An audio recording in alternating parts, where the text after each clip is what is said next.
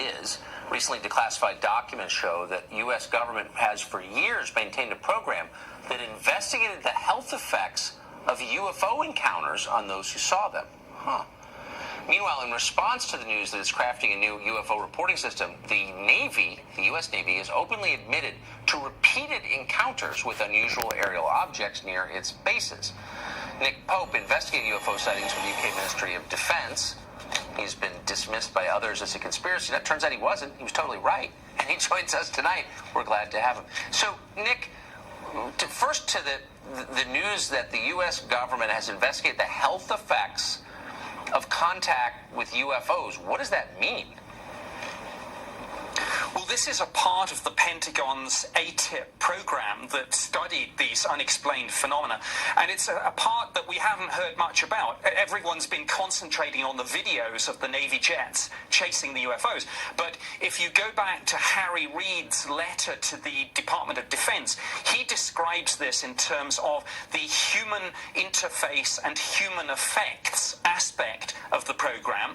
And then more recently, when the DIA wrote to Congress about this, in amongst all the papers on exotic propulsion systems that they produced was a paper entitled Field Effects on Biological Tissues. And it seems as if what they were interested in is the effects of all this on the people that witnessed it. And I understand that this involved, for example, things like blood samples, DNA tests, and other medical tests and procedures.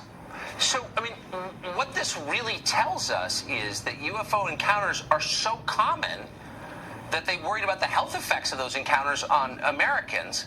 So there's really no question that the U.S. government has known for a long time that something profound is going on. I'm not saying they know what it is, but they've lied about that. Why have they lied about that for so long? It's bewildering.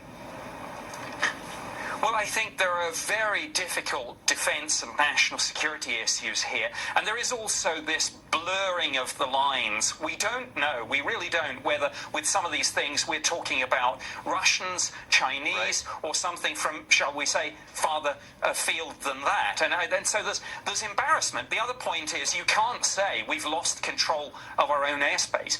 But I did a cold case review on a case in the UK where it turned out some military witnesses were probably exposed to UAP radiation.